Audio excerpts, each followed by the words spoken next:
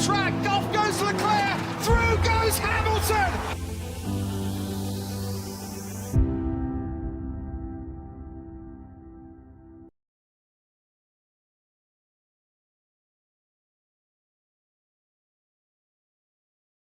Hello everyone and welcome back to my YouTube channel.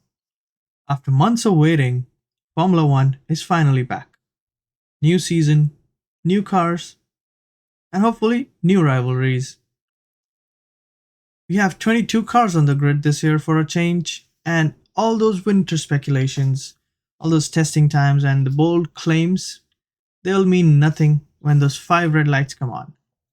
So who do we think is actually quick? Who is bluffing? And who can give us all a shock? Testing, it did give us some hints, but those are not the answers. This weekend, we'll find out who got it right and who didn't. So before the first corner shapes everything, let's talk about what we think is going to happen. These are my 2026 season predictions. Let's go ahead and have a look at the preseason testing and see what we know so far. We do have some data of each team and the number of laps they did on each day. As we can see here, Bahrain test 1, day 1. I do have data for all 6 days. Before testing had even started, Mercedes was everyone's favorite. Ferrari was believed to be one of the slowest, and there was a lot of hype about Aston Martin with Honda and Adrian Newey becoming their team principal. But looking at the testings, it looks they have their work cut out, and all that hype, it has slowly died down. Let me quickly just show you the total number of laps done by each team. And as you can see, Aston Martin is right at the bottom. They only managed to do 334 laps throughout the 6 days of testing. They spend most of their time trackside broken down or in the garage trying to fix problems. McLaren did the most laps of all. They did 817 laps, followed by Haas 794, then Williams 790, Ferrari 745, Racing Bulls 734, Mercedes 714, Audi 711, which was pretty impressive for a new works team. And then we had Alpine 677, Red Bull Racing 672, followed by Cadillac with 586 laps, which is very solid for a brand new team in the Formula 1. And then we have Aston Martin.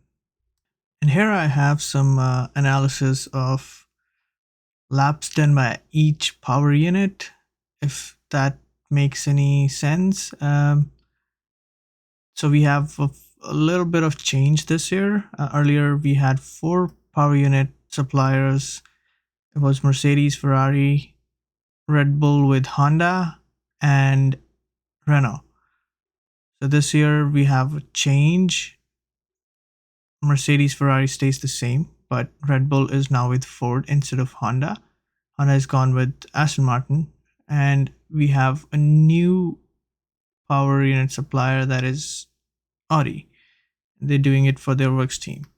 Mercedes power unit is going to be used by 4 teams: Mercedes works team, McLaren, Williams, and the Alpine team. Ferrari will power the Ferrari works team, Haas, and the new Cadillac team. Red Bull Ford, obviously the Red Bull Racing and the Racing Bulls. Then we have Audi, which will power the works team, and Honda with Aston Martin. So Mercedes power unit basically did 374-75 laps on average each car. They had 8 cars using Mercedes power unit. Then we have Ferrari, it was about 354 on average per car. They had 6 cars. And then Red Bull, they had 4 cars doing 351 laps on average, and Audi, which is very impressive with 355, given this was their first year making engines. And then you can see Honda, and you can see this basically just translates to technical gremlins that they faced throughout the testing, with only 167 laps on each car. And let's move on to the drivers. This shows the laps done by each driver on each day and the total number of laps as well. Oscar did the most number of laps with 437 laps completed, followed by George Russell, Charles Leclerc, and then we have Carlos Sainz, who did 410 laps, which was pretty impressive given the doubts we all had with Williams. They were not even able to put their car on the track in Barcelona during shakedown, and it raised a lot of questions as do they even have a good car or not. With this showing, they did definitely put those questions to rest, because both Carlos and Alex, they did decent number of laps. Alex also completed 380 laps. Pretty strong showing from them. Then the most notable for me was Arvid Lindblad. He did 398 laps, which is very strong for a rookie, especially in a reset year where usually rookies would struggle. And then we have the Audi duo, Nico Hülkenberg and Gabriel Bortoleto. They both did similar number of laps. Nico did 367 and Gabby did 347. Audi is becoming a works team for the first time, and they were the first ones to put their car on track in 2026, and they followed it with a strong showing. The number of laps will definitely help them gather data, and they're looking good. And opposite to Audi, we have Alpine with Franco and Pierre. They are becoming a customer team after being a works team for a very, very long time. Franco did 352 laps and Pierre completed 325 laps. I'm hopeful they'll be better than last year and not just fighting for the 20th place between themselves. Then we have the return of Sergio Perez and Valtteri Bottas. They did decent enough, not very great, but for a brand new team, they look good. 302 laps done by Sergio and 284 done by Valtteri. It's alright. I'm hopeful. The amount of money that Cadillac is spending with two very talented and very experienced drivers, they will become better. And the next driver I want to talk about is Isaac Hadjar. He did 271 laps, which on paper will look a lot less, but he had a few technical issues. He had a hydraulic leak, which limited his ability to run, and it looks less, but overall, I feel Red Bull looks solid, and Isaac will do better. And then there isn't much to talk about Aston Martin. Fernando did 194 laps and Lance Stroll did 140. The most significant thing that we can see here is Lance could only do 6 laps because of the technical issues they had on the final day. Yeah, that pretty much sums up their preseason. Let's quickly have a look at the lap times as well. I know they don't show the real picture. These are not competitive times, and as you can see, Charles did his fastest lap on the final day of testing, day 3 of test 2, and Kimi did his fastest lap a day before on day 2. So we cannot really compare them because they were done on different days, different track temperatures, different track conditions. But just we can have an idea where everyone stands. By looking at this, we know that Ferrari, McLaren, Mercedes, and Max Verstappen, they're gonna be the ones fighting for race wins and podiums regularly.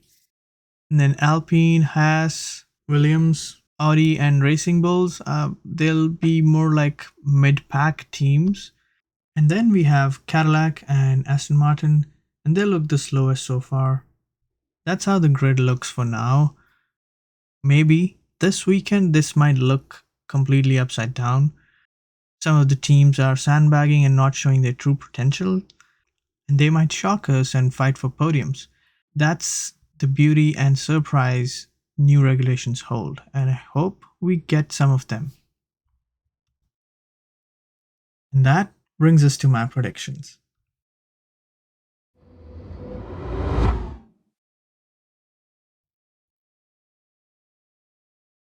Aston Martin has very low mileage and a big gap. That combination is worrying. Aston Martin truly struggled in testing, and Stroll, he looks vulnerable. This prediction is more reflecting of the team that hasn't solved the 2026 puzzle.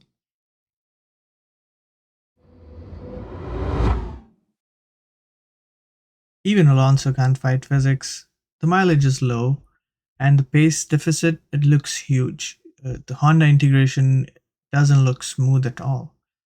This was supposed to be a season when they became a frontrunner, but it has quickly turned into a damage limitation season. They genuinely look lost, but the only thing from this is they can only go up, and let's hope that's what they do.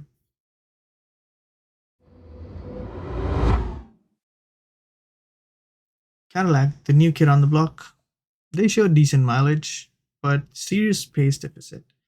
Valtteri, he does bring stability um, and very important development feedback, but unless they unlock some serious performance, points will be rare. It's their first year in F1, so not much is expected.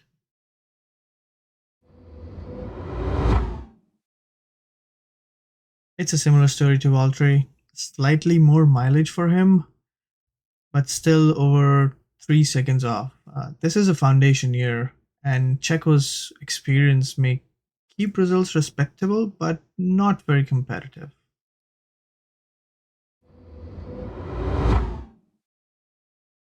Franco Colapinto. The pace isn't looking terrible, and he had decent mileage as well. Alpine may look like they're mid pack capable, but they won't be threatening top 10 regularly, I believe. Consistency will define his season, but I don't really see him fighting for points. And similarly, I don't think he will have another 0 point season, but I believe it's not going to be easy for him.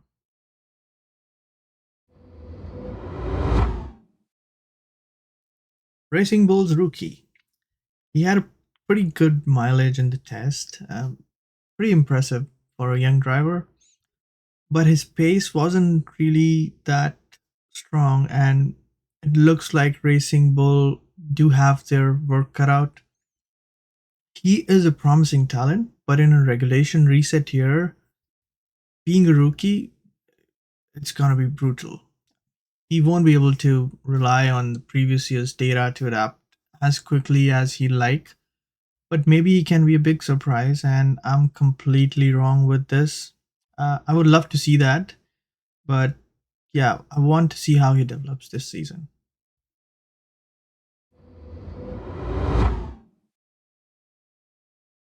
His second season in the sport, and he really looked composed.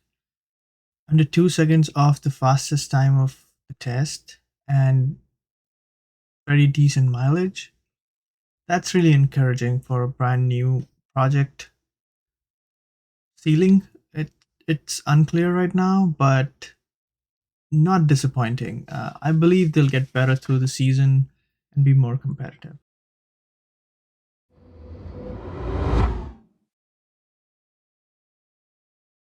Audi, again, Audi looks stable, but not explosive.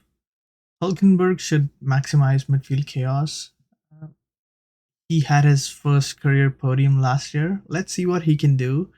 I don't see them fighting for the top 10, but I know he will never miss an opportunity to capitalize on other drivers' mistakes.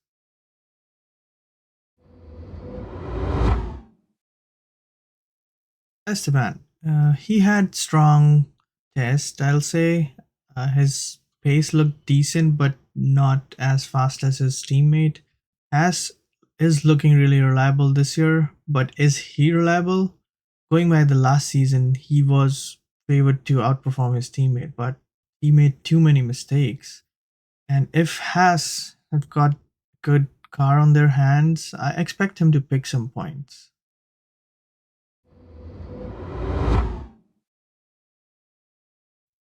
I want to be hopeful with Pierre, but it's Alpine that's holding me back.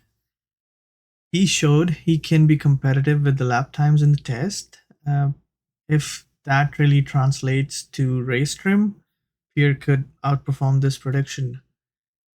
He does show brilliance from time to time, like how he dragged that tractor to P6 last year in Silverstone.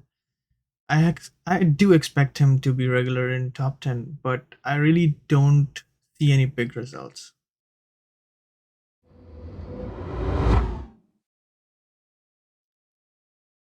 Liam, he had a horrible start to his Red Bull career last time around. I think this season will be better than last year. I believe he's finally in a better mental space after his demotion from Red Bull to Racing Bulls. He had strong test. Um, I believe this year he will be better.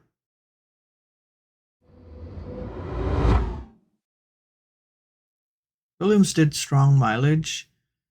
Alex had 380 laps in the test, but the ultimate lap pace wasn't standout. Albon, I think he will be scrapping for points, but not for big points consistently.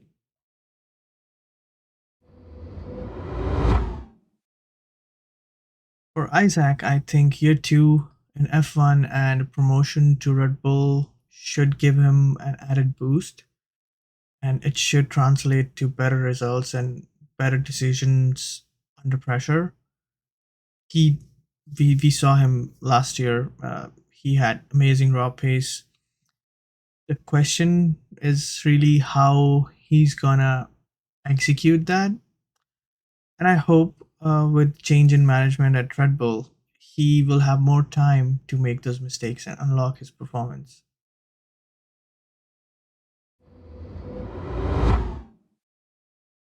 Ollie had a great test. He was very fast, very close to the fastest lap, and he had a solid mileage on top of that. As could surprise occasionally, I do expect Ollie to be in points regularly. This is his second season, and I have more expectations, and I hope he'll make less mistakes this year. If he performs good, this is the year when his stock will shoot up in F1, and I do expect big things from him.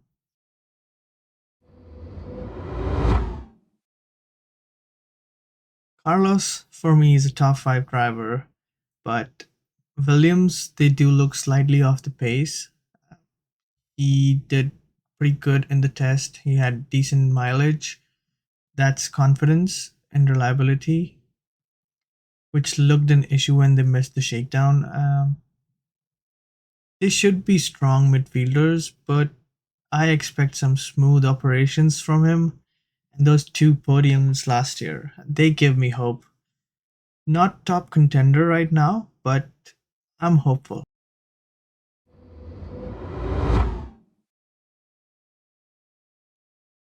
This could be Kimi's big season. He was second fastest in the testing. That's serious, but he had significantly less mileage compared to Russell. This is going to be his second year. Raw speed must convert into consistency. He cannot make those rookie mistakes that he did last year. Now it's all about podiums. With all that hype of Mercedes being a rocket, he should be a race winner this year.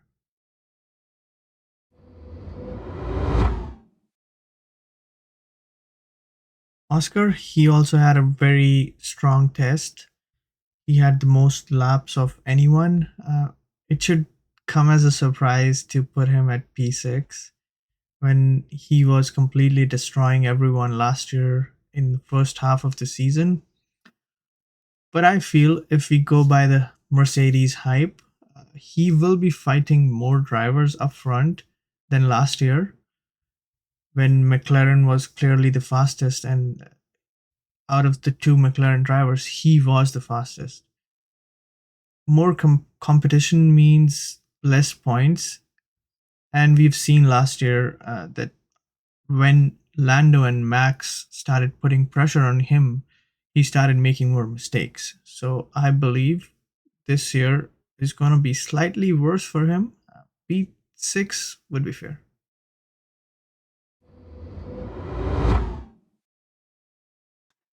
Lewis is smiling again, and he said he remembers who he is. He was lost for a while, but he is back. And a Ferrari race win is definitely coming. If Ferrari truly have a competitive car on their hand, I expect Lewis to be there. He cannot afford to be half a second behind his teammate. But it will be extremely difficult to beat Ferrari's prodigal son at his team.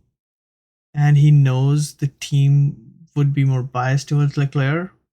Nonetheless, I expect a very competitive Lewis this year.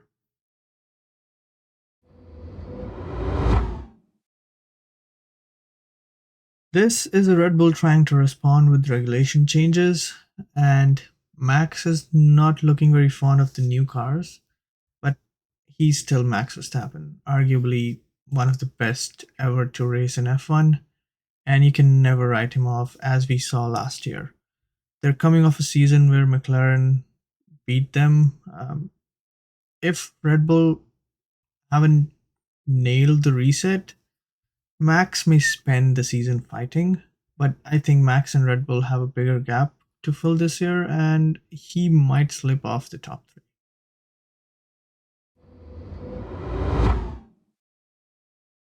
Well, surprised I'm not putting him P1. Well, Mercedes, they do look stable and fast.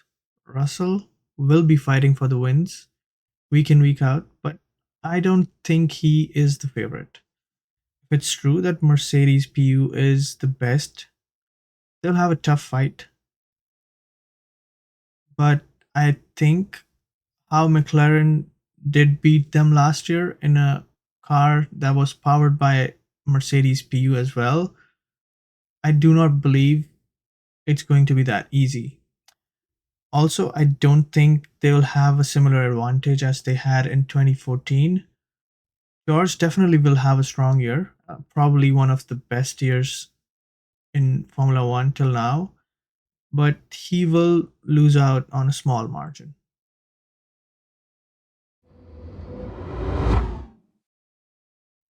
He's the defending champion, but the big question is McLaren hiding their true pace?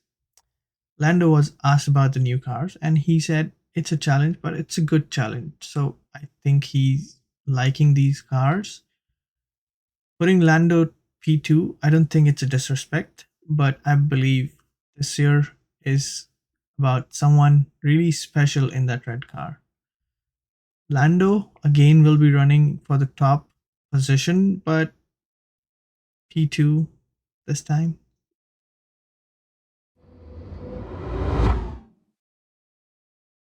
Do I think with that fastest lap, Charles teased us with what we're about to experience this season? I think so. They had good, strong running.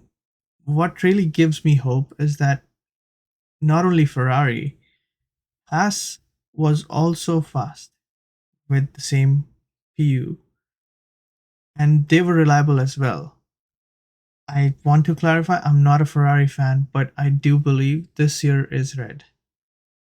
And this reset has shifted the balance of power. He definitely is one of the most talented driver on the grid, and I believe he can dominate this year. I just hope they don't mess the strategies with him and let him win his first World Drivers' Championship. There it is. Those are my predictions for 2026 season. Some of this might age like fine wine. Others might look ridiculous by the time we hit the turn one this weekend. But that's the beauty of it.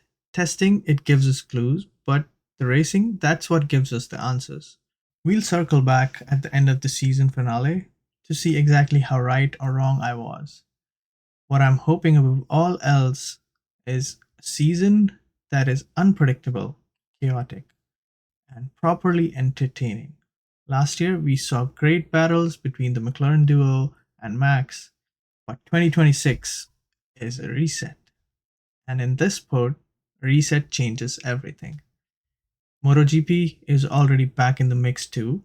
We had our first lights out of the year, and while a 3 a.m. start time was one thing that actually beat me, hey, even dedication has its limits. Diving into the replay as we speak. The goal is simple here. After every checkered flag, I'll be right here, breaking it down, analyzing the strategy, the mistakes, the turning points. No clickbait reactions, just honest, pure motorsports analysis. So buckle up, the season starts now.